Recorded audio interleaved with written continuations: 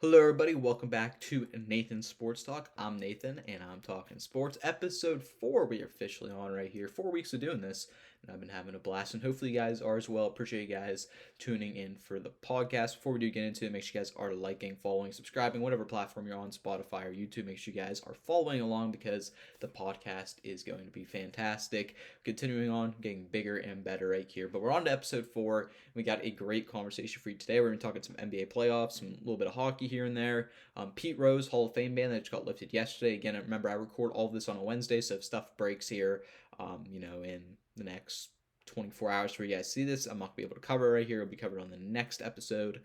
We have a little bit of Trey Hendrickson, NFL schedule, and then a little bit of the NBA lottery. We'll talk about that as well. So great conversations in store for you guys today. So make sure you guys are following, subscribing, whatever. And without further ado, let's hop right into it. So we'll start out right here with the NBA playoffs because that's probably the biggest thing going on in sports right now. So we're officially in the second round, pretty much, getting to the back half of it. A lot of these series might be wrapped up sooner than later, and already one is with the Pacers taking out the Cleveland Cavaliers with a 114-105 win last night. Again, 2 nights from when you guys are seeing this. But they ended up taking the series 4-1, which is a shock to many and to me myself.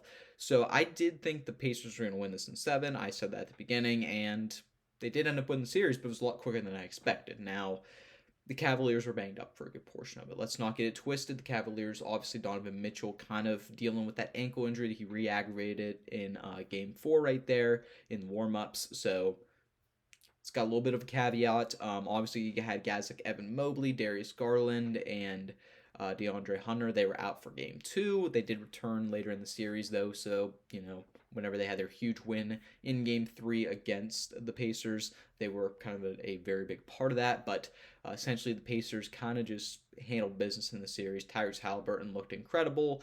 So let's kind of talk about this. So obviously, I think the turning point of the series was Game 2 when the Cavaliers could have tied it up going back to Indiana. And you think about it, if it's a 2-1 lead then by the Cavs going into Game 4, things look a lot different. The Pacers are playing a lot different. They're maybe on their backs, on their heels a little bit, but that is not the case because the Cavaliers absolutely choked away Game 2, and that did happen, what was it, last Tuesday, so I did cover that. I talked about that, but that was kind of the turning point of the series, in my opinion. That kind of solidified, I don't think the Cavs are going to come back from this because to lose a game in that fashion, in that much of a heartbreaking way, and to go down while you're back on the road. Now, Game 3 was going to be a win for the Cavs regardless. I mean, they need to win that game. They would have won that game, but then Game 4, you think the Pacers are going to take it. So kind of just the way the series pretty much went from after Game 2, kind of what I expected. I maybe expected the Cavs to win this game because then if you're playing a Game 6, I mean, the Cavs are going to give it all. Not that they're not going to give it all in Game 5, but they're going to maybe, go the extra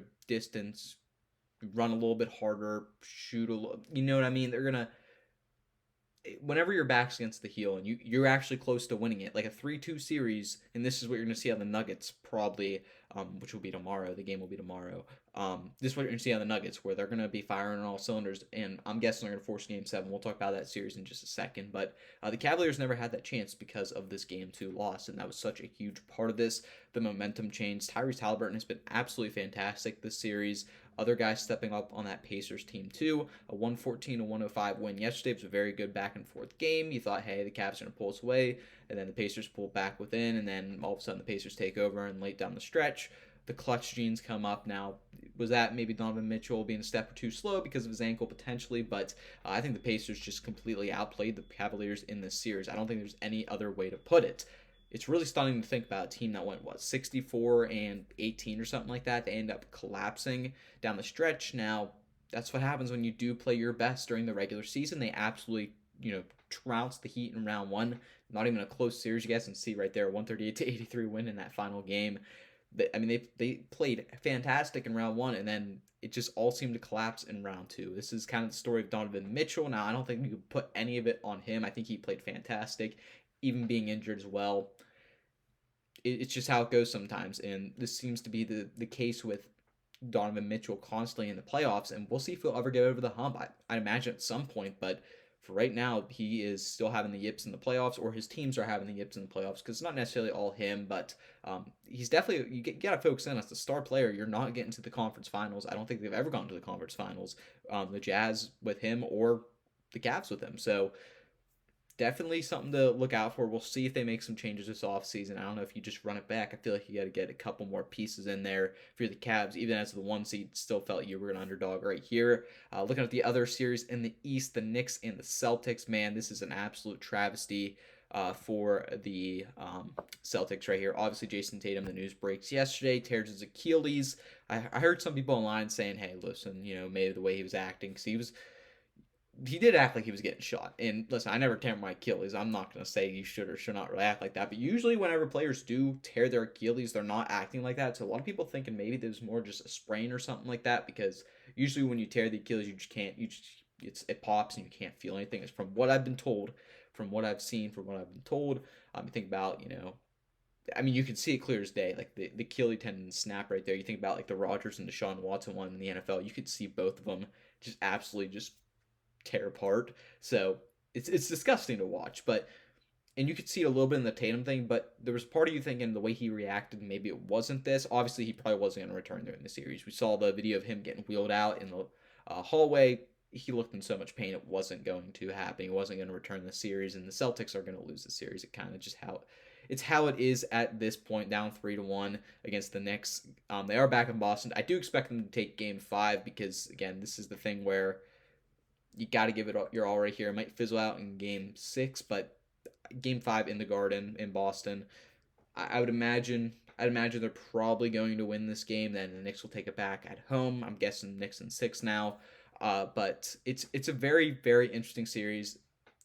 The Celtics game, would that be Game 3? They end up taking it. You're thinking, oh, here we go. Here's the snowball effect where if they take Game 4 and then take Game 5 back in Boston, now the Knicks are just completely, dead in their tracks, dead in water. They're probably not coming back from this. But now the fact that you have Jason Tatum out, and honestly, the Knicks are playing absolutely insane. Jalen Brunson, clutch as ever. He's one of the clutchest players I've seen in a long time. Love that kid. Love the way he plays. Villanova boy. The Knicks are they're in control right here, and we're probably going to see an Eastern Conference Finals rematch, or not rematch, but rematch from last year's playoffs between the Pacers and Knicks, which would be fantastic to see. And that's going to be a real. Now I don't want to get ahead of myself, but if this is the scenario and that's the case, that's going to be a really good Eastern Conference Finals, because we saw how it went last year where Thibodeau and his team kind of just fizzled out. They were playing too fast. They were too burnt out. The Knicks were just they kind of collapsed in the second round. I hate using the word collapse, but they did. They fizzled out. They got tired.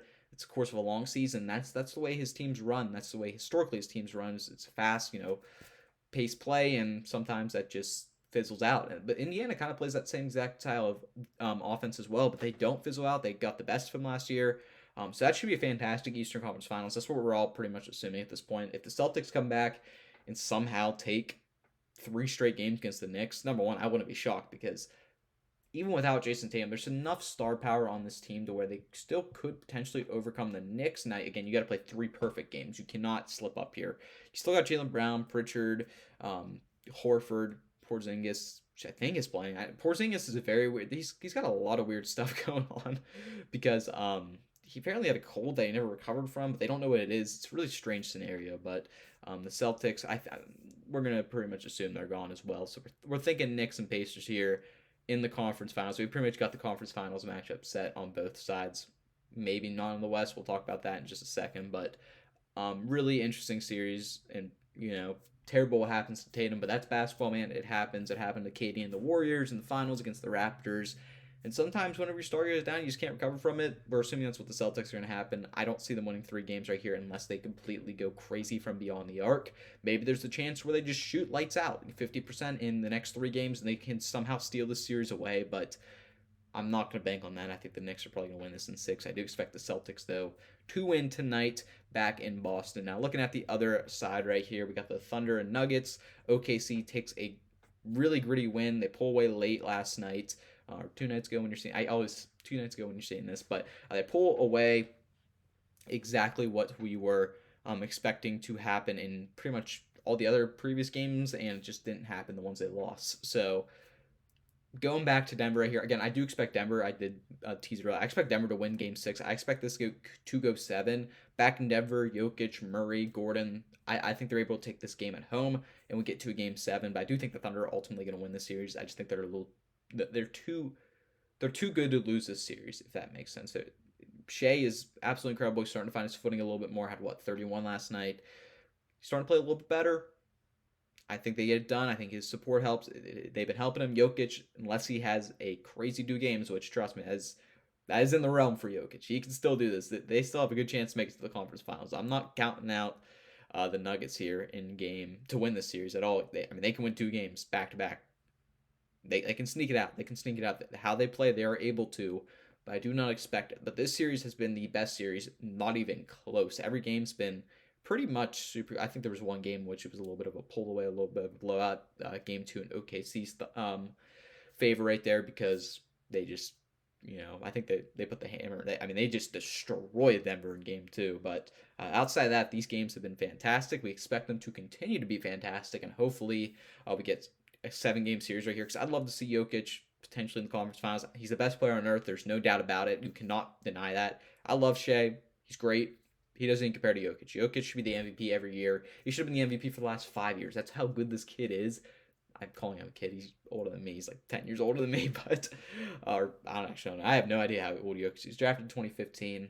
I'll try and do the math in my head, but he's significantly older than me. I'd say he's at least half my life older than me. So, anyways, back to this conversation right here. But yeah, like I said, I'd expect the Thunder to take, or excuse me, the Nuggets to take game 6, and then Thunder take game 7. It's kind of my prediction right here for the end of this series, but really good series. Loved watching this every game. Every game feels great, again, besides like game 2. Looking at the final series here in the semifinals, conference semifinals, the Timberwolves and Warriors. Yeah, this is just kind of how it's going to go. Timberwolves are probably going to take game 5 tonight, I'd imagine, unless the Warriors, somebody can step up on that team. Like Jimmy Butler's got to go crazy. Kuminga's been playing great. He's got to continue to play great. Podziemski needs to do something. Everybody needs to play absolutely fantastic for them to have a fighter chance in here. Now, I will say, if they take tonight's game, now you guys will know the results by the end of this. Maybe Timberwolves are already in the conference finals. If the Warriors take this game tonight and Steph Curry is back for game 6, the dynamic of the series shifts. Because if you get to a game 7, I'm trusting the Warriors in a game 7. Now, realistically, I do not think that's going to happen. I'm not predicting that. I think the Timberwolves take tonight's game. But boy, is this get interesting if they win tonight, especially if Curry is back. I would imagine he's going to be back for game 6. They don't want to rush him back, but if it's a do or die situation in which you're only one, if you win that game, you go to a sudden death game 7, they're going to play him in game 6, I'd imagine. He's going to want to play in game 6. But they need to win this game tonight. I don't think it happens because the Warriors' offense has just been inept, it feels like, recently. Once they lost Curry, no one feels like they can get in a big... Kuminga has great games. Butler's been doing all right. But it doesn't feel like there's someone else stepping up. And I don't expect it to happen here in Game 5.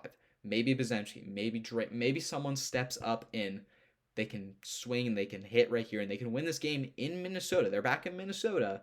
But also, I can see Anthony Edwards just putting this game away with like a 40-piece game. So... we'll see. I'm not predicting the Warriors to win the series. I think the Timberwolves will win this in 5. However, I think it's really interesting if the Timberwolves lose this game and the Warriors get back Curry game 6 back in the Bay. We got a good series then. We're probably going 7, I think, at that point. But anyways, that is the conversation for the NBA playoffs. They've been absolutely fantastic. I've loved every second of it. There's been a couple bad games, a couple blowouts, but besides that, these series have been fantastic. And even though teams are leading the series 3-1 or whatever, they've still been really good games. Like the Warriors and Timberwolves have been great games besides, again, one game. Knicks and Celtics have been great games besides pretty much, all of them have been pretty good actually, but Celtics kind of felt like they were going to win that game 3 no matter what. But anyways, we're going to move on from the NBA playoffs. We'll quickly touch on the NHL Stanley Cup playoffs. Again, I'm not the biggest NHL guy, but I do like to cover it. I do, tune in during the playoffs, and we pretty much... we got some pretty good series right here. We do have 3-3-1 leads. We'll start with the West here. We got the Jets and the Stars. The Jets obviously win a fantastic series against the Blues. That was one of the best endings I can remember in a long time. However, they do trail the Stars now 3-1. The Stars are a very, very dominant team. I think they're going to win this series in 5. It's pretty much a pick 'em. Vegas says right now in Game 5 between the Jets and the Stars. I believe the Jets will be home as the 1 seed, but yeah, the Stars are pretty good, man. They got a lot of talent. They've been dominating the series. The Jets feel like they used every single ounce of hope in the round one to squeak out that win. They had that crazy comeback against the Blues, and they end up winning in overtime. And then they run into the Dallas Stars and the Dallas Hockey Club. Dallas Stars are looking pretty nice right now. I'd expect them to win that series in five. Other series, Edmonton and the Golden Knights. Now, Connor McDavid, man, Connor McDavid is that dude, and it sucks because I wanted to see the Golden Knights do so. I like the Golden Knights. I kind of root for the Golden Knights, but Edmonton, they've been just in the clutch. They've been winning. I mean, literally, Vegas' only win. The series could be over right here if it wasn't for a buzzer beater, which that was a crazy ending. If you haven't seen that ending, check it out. 0.4 seconds left. They end up scoring. The guy, I forget who scored it, but he does like a little double deke and then buries it right there for the win with 0.4 seconds left. And they didn't call it a goal at first, but then they end up calling it a goal. Really crazy ending, but I would imagine that that might be the only victory for the Golden Knights here. However, they are back in Vegas, so maybe they can squeak Game 5 out, but I'd expect Oilers to take this series in 6. That's my prediction right here, but listen, still pulling for the Golden Knights. I want to see him do something, but Connor McDavid's fantastic, man. You can't deny that kid's talent. I think the Oilers take this in 6. Looking at the other side of the East, the Maple Leafs and the Panthers has turned into a very good series. 1 and 3 seeds right here. Series tied 2-2 right now. Florida is favored in Game 5. So I'm gonna go with I think the Panthers are gonna win this. They have the experience. They obviously won the cup a couple years ago, or was it last year? Was it last year they won the cup, or a couple years? I cannot remember off the top of my head. I think it was last year. Now I say that they won the cup last year, defending champions. If I'm mistakenly saying that, I apologize. But they have a cup in the last 2 years. We'll put it that. I think they end up squeaking the series out probably in 7. This is the best series I think we have remaining. Maybe the Capitals do something, which we'll talk about in a second. I don't think so, but yeah, the Panthers have played. They've been hot right now. I think they end up winning this series. They absolutely roll over the Lightning. They were fighting hard with this Maple Leafs team. I think the Panthers win this series. Then looking at our final series right here, the Capitals and the Hurricanes. The Hurricanes are a very, very good team. Obviously, everybody remembers the Capitals because Ovechkin's that good. One of by the books, the greatest goal scorer of all time. You can debate it whether it's him or actually Gretzky, but he's got the record. He will probably have the record for decades to come. But the Hurricanes are going to. I think they win this honestly in 5. The Hurricanes are very, very good. They play tomorrow, or I guess the day this episode comes out. I think they take Game 5 even in Washington. I think they end up winning that series. So my conference finals, I got the Stars, I got the Oilers, I got the Panthers, and I got the Hurricanes. So no 1 seeds. I think all 1 seeds lose here in the conference finals, but we will see if any team is going to do it. I think it will probably be the Golden Knights, but I can't see it happening. Connor McDavid, I think he gets to the conference finals, and that's hockey talk. That's the NHL talk right here. All right, so let's move on and talk about the MLB Hall of Fame because news breaks yesterday that 17, I believe it was 17 players get reinstated for the potential to go into the Hall of Fame. Pete Rose being the major one, and then also Shoeless Joe Jackson being the other massive name. When you think about the Hall of Fame, these are pretty much the 2 poster boys that aren't on it, along with guys like Barry Bonds, Mark McGwire, Sammy Sosa. But these are the 2 guys that you think, we got to get these guys in here. In my opinion, I believe both these men do deserve to be in the Hall of Fame. Now, I think you could, and we'll break this down. There's no doubt in my mind Pete Rose should be in the Hall of Fame. This is a 100% lock. You need to put him in the Hall of Fame. Because technically he never gambled against his team. Listen, you can't be gambling in baseball. When you're managing baseball, when you're playing baseball, you cannot be doing it, but he did gamble for his team to win. Now, people are going to say, oh, he didn't gamble against his team, so, it shouldn't matter. Listen, if you have money on the game, you might go to the bullpen a little bit quicker. You might be throwing different relievers, stuff like that. There's definitely still ways you can manipulate this and, when to bet and when not to bet. So, still regardless, you shouldn't be betting on baseball if you're a manager, if you're a player, none of that. However, he's the hit king. He is Charlie Hustle. He's World Series champ. He's an MVP. He is one of the best players in MLB history. I mean, he's the top 20 player in MLB history. Pretty unanimous, I think. If not top 25, top 30, whatever. Wherever you want to put him, realistically, he is one of the best players to ever play the game of baseball. He deserves to be in the Hall of Fame. The way I think of it is, can you tell the story of the sport without these players in the Hall of Fame? Can you tell the story of baseball without Pete Rose? You absolutely cannot. You cannot deny what he did. Again, winning World Series. Again, winning MVPs. The hit king. I mean, that should put you in the Hall of Fame automatically. Whenever you still hold the hit title. And honestly, that is something we may never see broken, because the way baseball is played now, you may never see anybody reach, 4,200 hits or something like that. And he's pretty much far and away the second. Or he's far and away, he separated himself from the second. I'm trying to remember, is it Ty Cobb? I think it's Ty Cobb in second place, I want to say. I mean, I think he's over like 400 more than him or something around that area. I believe Ty Cobb has like 3,800, and then Pete Rose has 4,200. Don't quote me on that, but he's still far and away probably 2 seasons worth above anybody else. And he was a good manager too. Oh man, this is such a it's such a fun conversation, because in my opinion, I think the MLB is a joke of a Hall of Fame. The fact that we don't have guys like Barry Bonds, Mark McGwire, again, players that you cannot tell the story of baseball without, are not in the Hall of Fame, which we'll get to them here in a second. But Pete Rose is absolutely 100% should be in the Hall of Fame. Now, I believe it's writers who vote on the Hall of Fame. Now, could there be some animosity? Still thinking like this old school mentality where you can't bet on baseball. There's no way we should put Pete Rose in the Hall of Fame. Potentially, but I think he will get in next year, and this is pretty much going to happen, we'd imagine. It's a joke that he wasn't alive what he wasn't in when he was alive. It's an absolute travesty and joke. This is why the MLB is hard to take. Rob Manfred is now, listen, he said he got a letter from the Rose family. I believe this is how the story goes. Basically saying, hey, listen, we want Pete Rose in the Hall of Fame, and he kind of caved in right there.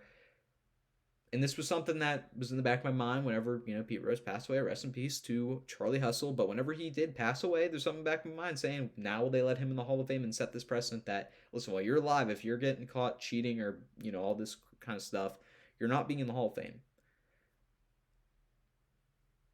The Shoeless Joe Jackson made me think maybe it wasn't going to happen, but I did think that Pete Rose was going to get in eventually, and he will probably get in eventually now, and it might happen as soon as next year. So without a doubt, Pete Rose should be in the Hall of Fame. Now let's go to these Chicago White Sox members, where, what is it, 8?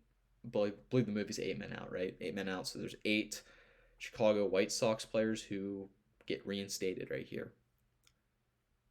This is a lot more interesting. If anybody's going to get in the Hall of Fame from that cluster, it probably should be Shoeless Joe Jackson. Without, again, I keep saying without a doubt, but without a doubt, he will be the guy who gets in if anybody gets in, or be the first one to get in. Should he be in, though? Again, can you tell the story of baseball without Shoeless Joe Jackson? I mean, for an in-depth, MLB fan, probably not. You got to touch on Shoeless Joe Jackson. But if you're walking around the Hall of Fame, could you get away without seeing Shoeless Joe Jackson's plaque on the wall? Personally, I would put him in because of how this all. Because technically, I believe they were not found guilty of throwing the World Series, even though it was pretty clear and obvious they did. But lawyers and all that stuff, and not getting into all that. But I think they were able to work their way out of it. But Kennesaw Mountain Landing, the commissioner at the time, or I guess before he was commissioner, I forget if he was actually the commissioner at that point, but he banned them. He banned them for lifetime, basically setting the precedent, you're not going to do this. It's tough. Shoeless Joe Jackson, he might not have been aware of what was going on. Shoeless Joe Jackson was illiterate. He was not the brightest guy, being completely honest. Kind of documented. Grew up poor, not really an education. He might not know what was going on. He might have just signed his name saying they said something else and they threw the series. I don't think he had the worst series of all time, so maybe that factors in. For the other 7 guys, I think you do not put them in the Hall of Fame because they threw a World Series. It's not like you're betting on your own team right here like Pete Rose did. You threw a World Series. You threw history. You made the White Sox the Black Sox in 1919. But if you let one in, do you let the other 7 in? So this is kind of back and forth they have to discuss. So I don't think Shoeless Joe will be getting in next year like I think maybe Pete Rose will potentially. Shoeless Joe in 20 years, though? Maybe. Still, I think it's questionable. I think there's going to be a lot of talk whether Shoeless Joe really deserves to go in. And again, he's probably somebody you can tell the story of the MLB without, even as great as he was. He was one of the best players of the 1910s, but you can maybe get away without putting him in. And maybe it still sets out like, hey, listen, you can't throw anything. No ifs, ands, or buts. Again, this is kind of the back and forth these writers gonna have to go with right here. You gotta talk about guys like Barry Bonds and stuff. If they deserve to get in my opinion, without a doubt, Barry Bonds deserves to get in without a doubt. Mark McGwire deserves to get in without a doubt. Sammy Sosa gets in because you cannot tell the story of baseball, especially for anybody alive. Like, no one's alive whenever Shoeless Joe Jackson. No one watched Shoeless Joe Jackson play live at this point. If they did, they're 110 years old and they probably don't even remember it. People watched Barry Bonds. People watched Sammy Sosa. People watched Mark McGwire. This is what made people fall back in love with baseball. The summer of, 98, the home run chase. You have McGwire end up winning that. And then just, 3 years later, you got Barry Bonds, who literally was juicing up 73 home runs. He becomes the home run king. Whether you think it should be him or Hank Aaron, who's the true home run king, that could be left to you. In my opinion, still Barry Bonds, but I'm not getting mad if you're saying Hank Aaron. You can't tell the story of baseball without those guys. Those guys should be in it as well. But that's a conversation for another day. But just for this, the reversal, this was a massive thing and probably knew it was going to happen at some point where Pete Rose was going to get in the Hall of Fame, especially now that he's deceased. Again, rest in peace, Pete Rose. But he was probably going to happen at some point. And, of course, literally, he died in September. So what would that be? 8 months after he's reinstated. So we'll see. It's definitely a interesting time and interesting call. I believe that Pete Rose deserves to be in the Hall of Fame. I think Shoeless Joe Jackson is an interesting case if he should be in the Hall of Fame, but we'll kind of see if that eventually happens down the line. Again, I think both men will eventually get in, but I think Pete Rose is going to be long before Shoeless Joe, but who knows? Maybe they're both next year, and maybe it shocks me, but yeah, interesting. This definitely took the sports world by storm yesterday. So now let's move a little bit over to the NFL. First, talk about Trey Henderson. This is probably going to be the biggest story of the training camp, we would imagine. The sack king last year. He has the most sacks in the last 2 years by 4 or 5 sacks over TJ Watt. I believe is the next guy. I believe TJ has 30.5. Henderson has 34.5 or 35.5. Something. He's been on an absolute tear. Trey Henderson, I'm trying to remember how old it says. Get a quick Google search of how old Trey Henderson is. He's 30, so he's not necessarily young, but he is holding out, or he's showing up, but he's not participating. He's not going to play under his new contract. He made that clear as a day. Says he will not play without a new deal. Completely understand this. Nothing wrong with Trey Hendrickson. The communication apparently has been horrible. That's not good. That's not good. Should the Bengals pay him? Can the Bengals pay him? No, the Bengals cannot pay him. They just paid an astronomical amount for T. Higgins, Jamar Chase, and Joe Burrow. They got 3 guys they're paying right there, and there's going to be other guys up for contracts as well. And Trey Hendrickson is going to ask for probably $40 million a year. I mean, Myles Garrett's getting $40 million. TJ Watt soon will get $40 million. Michael Parsons will soon get, he might even get $45 million because he's younger. Trey Henderson is going to be playing under a new contract. He's not playing under $21 million, which is what he's at right now. The communication's been terrible. Does he get traded? Maybe. But I don't know if he's going to play at all this year. Because the Bengals, if they can't work out a trade deal, I don't think he's going to play under $21 million because his value is as high as it will ever be at 30 years old. He's probably got 2 years left of really, really good pass rushing ability. Then you're going to start to see it slowly dip down. Realistically, I think a 2-year, $80 million deal is probably where he should be. But, players want, longer. They want 3-4 years. So that's the problem is whenever you're, putting all this money for 4 years, $160 million. For a 30-year-old, it's really tough to get on board with that, especially at a an edge rusher, which we see those cycle out all the time. Sort of like a running back position where you just kind of see new guys pop up all the time. Every year you might see a different pass rusher pop off, and then a pass rusher. I mean, think about the fall offs to some of these pass rushers we've seen. I don't want to use J.J. Watt as an example because he had a lot of injuries and he dealt with a lot of it. But that's also a thing to think about is injuries. But J.J. Watt was a guy who went from being one of the top edge rushers to slowly, still productive, but he wasn't the same level. Jadeveon Clowney is a perfect example, former number 1 overall pick. He goes from being an absolute menace in Houston, then kind of in the span of 2 years, he's almost irrelevant. Do I think that will happen to Trey Hendrickson? Probably not. Probably not as quick. Probably not as much of a decline immediately, but it probably will happen by the time he's 32, 33, in which he might only get 10 and a half, 9.5 sacks, and then you're paying a guy $40 million for that. And that's what teams are always weary about, and especially the Bengals, who, again, don't have a lot of money to go around right now. He will not be a Cincinnati Bengal. They draft Shamar Stewart, who also does not have his deal done right now. So it seems like the defense in Cincinnati is not on the path and trajectory they want it to be. But will it get done? No, I don't think it will. Hopefully they can work things out, though. But, maybe as a Steelers fan, kind of don't want it to either. But this is really, really strange situation. Basically, they come out publicly and say, like the Bengals do, they're like, he's not really willing to work with us, and he's like, I am willing to work with you. You guys are just not willing to. So it's a he said she said type scenario where nothing's probably gonna go right here.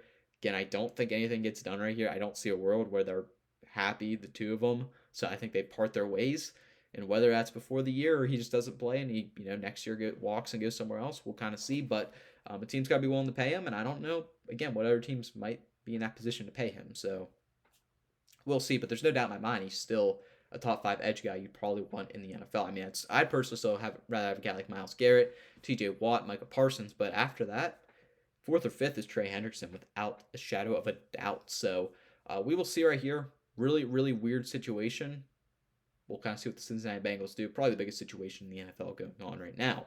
But some more NFL stuff. We got some schedule leaks now. The schedules will be revealed tonight. So some of this will not be the leaks. Some of this will be confirmed at this point. But we got some pretty interesting matchups we'll talk about right here. Let's kind of scroll down. So let's see right here what they're putting as the marquee stuff. So Super Bowl rematch in week 2. Between the Philadelphia Eagles and the Kansas City Chiefs. Should be a fun matchup. Will be the premier matchup of that week, probably at 4:25 on Fox.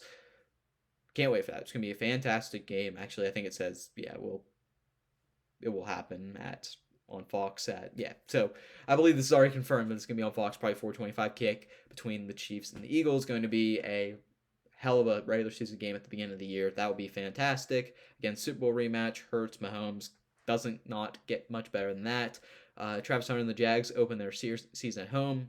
Cool. Let's be honest. We're probably not going to be caring too much about the Jags this year unless they make some noise. If Trevor Lawrence can get back right here, you do get Liam Cohen's coaching debut. It's going to be an interesting game. It is going to be against the Carolina Panthers. So honestly, that probably will be a solid game. I have high expectations for Bryce Young. And I think there's a world where I think the Jaguars get back on track here. There is a world, so we'll see right here. But that is definitely a cool thing to see. Hunter opens his career at home. Falcons Bucks meet in week 1. Sure, I don't know why that's super notable. Lions and Packers kick off the season. NFC North showdown right here. Okay, that'll be Sunday. There's a good chance that's probably Sunday Night Football, I'd imagine. They love Detroit and the Packers. Sunday Night Football does, and the NFL does as well. It's a great rivalry, and with both these teams doing really, really good. Yeah, sure. I mean, this is going to be a fun game to, hopefully maybe wrap up the week on Sunday Night Football. We got Giants face brutal opening stretch. So let's see right here. They go Cowboys in week 1. Week 2, they go, or let's see. No, Commanders in week 1, Cowboys week 2, Chiefs in week 3, and then Chargers in week 4. Yeah, that's a pretty murder's row is a good way to put it. That's going to be a tough start to the year. I mean, this is going to be a good way to kind of this is a good reason not to throw Jackson Dart into the wild, and why you throw a veteran like Russ in there. I mean, there's a good chance they start out 0-4, which sucks. And hopefully Dayball doesn't lose his job at that point, because I'm actually kind of a Dayball believer, weirdly enough. I hope he doesn't lose his job after this 0-4 start they're pretty much probably going to have, unless they can sneak one out. I mean, maybe they sneak one out against the Commanders or something. Maybe, the sophomore slump, kind of like how we saw with C.J. Stroud a little bit. Maybe that hits Jane Daniels a little bit, and he starts out a little slow, but also I think Jane Daniels is pretty good. So we'll see. Maybe Cowboys in week 2 they can get, but after that, I mean, the Chiefs and Chargers probably going to be pretty tough. Again, maybe you sneak one out of the Chargers, but that's right there. Cowboys and Chiefs on Thanksgiving Day. That's gonna be awesome. That's gonna be at 4:30. Get Mahomes in that primetime hour. You're sitting there eating turkey, and you see Mahomes and the Cowboys, in which the Chiefs probably win that game by 20 because the Cowboys will probably have failed expectations at this point. So, hey, that's pretty cool. I, I'm down with that. It's a good Thanksgiving matchup, and it feels like every year it's been like the Cowboys and I guess the Cowboys Commanders was a good game, or maybe Cowboys and Giants. You're kind of like, but you're getting a great match right here. Cowboys and Chiefs. You got to put the Chiefs on as much as possible for the Swifties. You know what I'm saying? NFL international games. So you got tons and tons of games. Week 1, it'll probably be a Friday game. It'll be Chargers and Chiefs in Sao Paulo, in Brazil, I believe. There will also be, what else will there be? There'll be the Vikings do play back to back in Europe, which is definitely a strange choice. The Jags did it last year, but the Jags are a little bit different because they're kind of over there all the time. For a team that's not over there all the time, the Vikings have to do it. So we'll see. It's definitely an interesting call right there.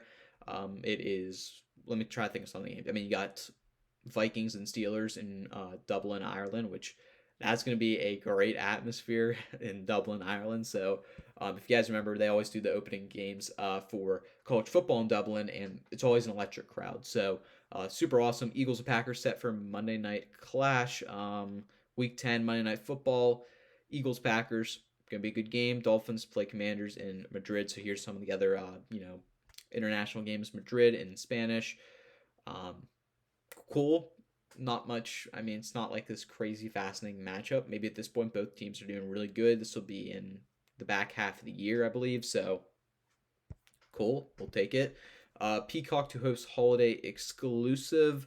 It's kind of, so it says December 27th. So it's gonna be a Saturday, right after Christmas. Yeah, I like this. I mean, it's gonna have some bowl games on that day and stuff too, probably. But it's cool. It's cool. Eagles to host Cowboys in 2025 season opener. So season opener, you get Cowboys and Eagles. Doesn't get much better than that. I mean, you got America's team against team everybody hates in the Eagles. So you actually get two of the most hated teams clashing off against each other, defending Super Bowl champions in Philly. Rivalry game, a lot of history right there. That's gonna be a fun, season opener right there. Super sick right there. Chargers Chiefs week 1 in Brazil. We kind of talked about that already. And okay, what else we got right here? So NFL to reveal select games, broadcast partners, cool. We'll see about that. What else we got here? International game hosts. So we got, again, here's the host. We got London. We got the Jets hosting, the Browns hosting, the Jaguars hosting. I'm so sorry, London. You're getting those 3 games. Do we hate London? Do we hate London? Does Roger Goodell hate London? Really, they're giving them the Jets, the Browns, and the Jaguars. I get the Jaguars. The Jets and the Browns, what did they do? Colts get Germany. Man, we really hate the international crowd, don't we? Dolphins get Spain, Ireland, Steelers get, and then Sao Paulo, Brazil, the Chargers get. All jokes aside, love the international games. I love waking up to football, especially, people on the West Coast. I feel you out there. It's 6:30 in the morning, but 9:30 here in the East Coast. It's a great way to kick off your morning for Sunday. Then kind of look at that. Week 4, Steelers and Vikings. That's going to be the Dublin game. Vikings and Browns will be the first London game right there. Jets and Broncos will be in London. We got the Jaguars and Rams in the UK as well. Colts and Falcons in Germany. Packers, Eagles, kind of what we know solidified at this point. Again, it'll all be released tonight, so this will all be irrelevant, but kind of just talking about some of these marquee matchups that they do want to reveal. In Spain, it is Dolphins and Commanders.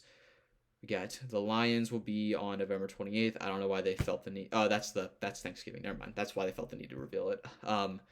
Chiefs and Cowboys will be that middle slot. Then Eagles and Bears, which that might be a sneakily good game too. So that should be fun as well. Week 16, Commanders and Eagles, which will be the week before. No, this is week before Christmas. Week 16 is before Christmas. Bears and Packers. Also getting that one again. I don't know why we're revealing that. I don't know the significance of that. But then Christmas Day, it'll be 3 games. Right now, the only one announced is Kansas City and Denver, which is going to be a really good divisional matchup right there. So the NFL, man, nothing's like I'm telling you. When you look at just like at week 13, you just get so hyped, man. The NFL is 4 months away at this point. We're almost back. We're almost back. We've been 3 months out of football. We're almost halfway through the stretch. College football's almost back. Cannot wait. And week 13 just gets you pumped off because you're getting right in that time where, for people in school, you're getting a little break right there. You're eating some turkey on Thanksgiving Day. It is fantastic. So awesome right there. And the final thing we're going to touch on right here, we're going to move over to the NBA lottery. Now, do I think the NBA lottery is rigged? It's weird. No, I don't think it's rigged. I don't think anything is rigged in sports, but it's definitely questionable. It's definitely questionable. We've seen in the past, we see LeBron go to the hometown team. Granted, they were, projected favorites to get it, but of course they get it. It's definitely interesting, man. It's definitely interesting. Cooper Flag, obviously, the Mavs getting the number 1 overall pick, 1.8% chance. They end up sneaking it out of there, and they just trade away their franchise star, and they're getting arguably the biggest star to come in this decade. Wemby's probably a little bit higher, but Cooper Flag is supposed to be this generational prospect. The Mavericks are going to get to them. I jokingly said the Mavericks do not deserve to get another generational player because of what they did with Luka, but they landed the number 1 slot. Is it rigged? Probably not. It's probably just freakish coincidence. There's been, I guess, cases of this less likely to happen. I believe the Cavs had a really low chance at one point. The Bulls with Derrick Rose had a low chance, and there was one other one I cannot remember, but teams do sneak out the first overall pick when they shouldn't. This is the problem with the lottery. There's no reason to have a lottery in professional sports. Now, I understand it, takes away the tanking a little bit. Teams might not want to tank as much whenever you do have a lottery. I don't care, though. You shouldn't have this scenario where a team that was in a play-in is getting the number 1 overall pick. A team that was the 10th in the West is getting the number 1 overall pick. It should be the Washington Wizards, who are a poverty franchise. It should be the Charlotte Hornets, who are horrible. It should be the whatever other teams, the Sixers, who were terrible this year. Now, granted, that would have favored. I mean, you could have a team just completely tank constantly, and then eventually they end up with, 3 or 4 first-round picks that end up being complete stars. But man, it irritates me that the Mavs have number 1 overall pick. Not that I hate the Mavs, not that I hate Nico Harrison. It just doesn't make sense to me. Then you look at this, the Spurs getting the 2nd overall pick, which, the Spurs, man, what a young core they have. They got Stephon Castle was rookie. They got Wemby, who's the rookie of the year. And that team is going to be nasty. You thought if they got the 1st overall pick with Flag, holy crap. The Spurs might win the next 10. They might win 10 championships in a row. It would have been crazy. The Sixers end up getting the 3rd overall pick, and then going down, Hornets 4th. Again, the fact that the Hornets aren't getting the number 1 overall pick after being horrible each year is definitely, it's an interesting way to go about it. The Jazz end up getting the 5th pick, Wizards 6th, so on and so forth. But essentially, what everybody's talking about is how the NBA lottery is rigged. Listen, it's not rigged. It's just crazy coincidence. Now, in 1985, that's definitely really weird. Where if you don't know that story of Patrick Ewing to the Knicks, they obviously want Patrick Ewing in a big market team. They're putting the little cards in to pick the lottery, and they kind of just bang the corner, so they know maybe the Knicks card gets the corner banged. Definitely a weird scenario, but again, is that rigged? That might be the only one in which could potentially rigged, but all the other ones are probably, again, just pure chance. I don't think there's just not. There's no reason for them to rig. I mean, I guess maybe there is reason to rig a NBA lottery, but with something as big as the NBA, if you're trying to fix what's going on, that's gonna be a tough look if you get caught and it comes out. And again, 1985 could be the only time in which I would say it's a little bit strange. But also, I think there's no reason why we shouldn't televise, the ping pong bowls and, the order of the draft. I mean, there's no reason. Number one, people would love to watch it, so ratings are going to happen, and people still watch just the lottery to see a cue card revealed, but probably should have that televised just so this conversation does not come up, because people do think probably it is rigged, even though most likely it's not. But I guess we never know for sure. We don't know what goes on behind closed doors. But yes, the Mavericks get the 1st overall pick, again, after trading away Luka Doncic. And honestly, if you're Cooper Flag, you're pretty happy. I mean, if you went to the Spurs, the Sixers, you would have been happy. If you went to a team like the Hornets, the Pelicans, the Wizards, you probably would have been irritated because you would have been the only player. But, I mean, the Mavericks have a core built around. I mean, you got Kyrie, you got Clay, you got AD, you got Derek Lively. I mean, they got a lot of players right there. They got a lot of solid players. I mean, you think about it, if you can run like a Kyrie, Clay, Cooper Flag somehow at the 3, and you also got Derek Lively at the 4 and Davis at the 5, or switch some of those big men around. That's a pretty scary team. That's not a bad team right there. And I get the core's getting older with um, Kyrie, Clay, and AD, but that's a pretty good team. That's a pretty good team. And if he went to the Spurs, you basically rebuilding the Twin Towers with David Robinson and Tim Duncan. And then if you went to the Sixers, you're going with the team with Tyrese Maxey and Cooper Flag, who might dominate. And then you also got Joel Embiid, who will be coming off injury at some point. So, yeah, that is that. The NBA lottery. Really good episode, Nathan Sports Talk right here. Thought we did pretty well. Thought we had some really good conversations. Again, let me know if you guys, your opinions on anything. NBA playoffs, NHL playoffs, Pete Rose, Trey Hendrickson, NFL schedule, NBA lottery if you think it's rigged or whatever. Let me know. I'd love to hear your thoughts and opinions right here. But super pumped you guys for tuning in as always. Make sure you guys are always tuning in. Every Thursday we drop new episodes around here, so make sure you guys are tuning in. I appreciate your support as always, and take care.